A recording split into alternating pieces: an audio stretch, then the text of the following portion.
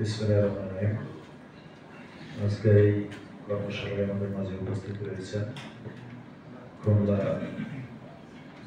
জেলার অতিরিক্ত জেলা প্রশাসক মহোদয় এবং উপস্থিত রয়েছে বিভিন্ন সংস্থা থেকে আগত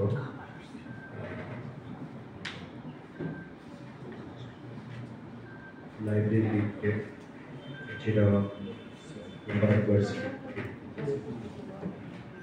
এবং সরকারি যে প্রতিষ্ঠান আছে সেই প্রতিষ্ঠানের টিডি মহোদয় সহ উপস্থিত রয়েছে এবং আমাদের মাঝে কবি রয়েছেন, সাহিত্যিক রয়েছেন এবং যারা অ্যাঙ্কর মডারেটর যারা আছেন তারাও উপস্থিত রয়েছেন।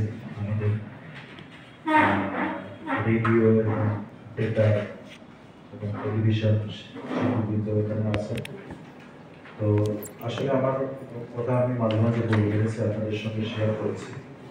তো আমার অতিরিক্ত তেমন আর পরিশ্রম করার নেই।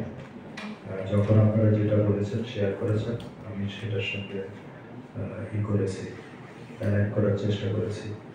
তো আমাদের আসলে যে মেসেজটা আমরা নিয়ে এসেছি বা সেটা হচ্ছে যে এই আপনাদের এই জগতে মানে সাহিত্য জগতে আছেন, সংস্কৃতি জগতে যারা রয়েছে এবং এর সঙ্গে যারা পাবলিশার রয়েছে, লাইব্রেরির সঙ্গে যারা রিলেটেড রয়েছে, তাদের আসলে ধারণা দেওয়ার জন্য এইটা ISBN নাম্বারটা খুব ইম্পর্টেন্ট, এটা নিতে হবে। এটা নিলে কি হবে, একটা সত্তা, আলাদা একটা সত্তা হয়ে যাচ্ছে। আর এইটা না নিলে কিন্তু সেই সত্তাটা হচ্ছে না, এটা হচ্ছে ইম্পর্টেন্ট, আলাদা এন্টিটি হয়ে যাচ্ছে। আপনার সৃষ্টি, আপনার যেটা সাহিত্য, আপনার যেটা কবিতা, সেই জিনিসগুলো দেখা যাচ্ছে যে আপনার এই ISBN নাম্বারের অভাবে এটা কিন্তু সত্তাহীন হয়ে যাচ্ছে। আপনার এটা এন্টিটি হচ্ছে না, আলাদা একটা সত্তা হচ্ছে না। তো এইটা দরকার। একই সঙ্গে এটা কি হচ্ছে, এটা কিন্তু অবৈধ একটা বই হচ্ছে। আপনারা জানেন যে আমাদের এই যে মেলায় একটা ঝামেলা রয়েছে, মনে আছে গত বাংলা, এইগুলো কিন্তু অবৈধ বই। আমাদের যদিও বাংলা একাডেমিতে ISBN ছাড়া বিক্রি করার কথা নেই, কিন্তু পাঠ্যপুস্তকের দুইটি চলে আসে। তো এইটা এইরকম বই কিন্তু বাইরের থেকে এখানে আপনার কিন্তু অবৈধ।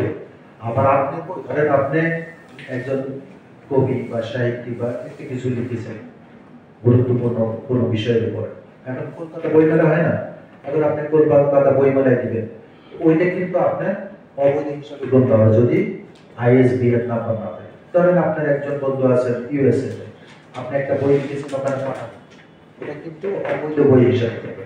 অর্থাৎ প্রথম কিন্তু এটা ধরা পড়লে পারে, প্রথমে কিন্তু দেখবে যে ISBN নাম্বার আছে। যখন এটা থাকবে তখন কিন্তু ন্যাশনাল স্বীকৃত। তো এইটা তখন আপনার বইটা বৈধ হবে, আপনি পৃথিবীর যে কোনো কর্নারে এটা পাঠাতে পারবেন।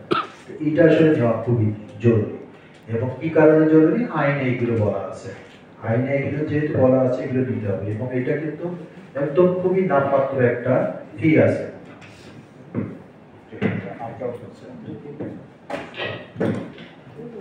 এটা ফিটা একদম কিন্তু কম। যদি আপনি এখানে বসে থাকেন আপনার 12 টাকা অতিরিক্ত যোগ হবে, 100 টাকা। আর এটা বললেন যে যেগুলো যদি আপনার আগেই কোনো এডিশন বের হয়ে থাকে সেগুলো যদি আপনারা না নিয়ে থাকেন বা কেউ না দেন, এটাও নেওয়া যেতে পারে, সেটাও আমরা করে দেবো। অর্থাৎ সেটাও ইলিগাল হয়ে যাবে। তারপরে হয়তো সেকেন্ড এডিশন, থার্ড এডিশন পরপর হচ্ছে আপনারা নিতে থাকলেন। তো এই জিনিসগুলো আপনারা দয়া করে, যারা কিন্তু আপনার সবাইকে আসলে ডাকতে পারি না, বেছে বেছে আপনারা মোটামুটি যারা প্রতিনিধিত্ব করেন আমরা তাদের পেয়ে গেছি যে এই মানুষগুলোকে ডাকলে হয়তো উনি আরো কিছু মানুষের কাছে মেসেজটা পৌঁছে দিতে পারবে। কিছু কবি, কিছু সাহিত্যিক, কিছু পাবলিশার তাদের কাছে, লাইব্রেরিয়ান তাদের কাছে হচ্ছে এই মেসেজগুলো দিতে পারবে। এই জন্যই আমরা হচ্ছে সিলেক্টিভ ওয়েটা হচ্ছে আপনাদেরকে নির্ধারণ করেছি যে এই মেসেজটা যাতে আপনাদের মাধ্যমে পুরো খুলনা অঞ্চলে যারা বসবাস করছেন এই জগতে তাদের কাছে যেন এই মেসেজটা পৌঁছায়।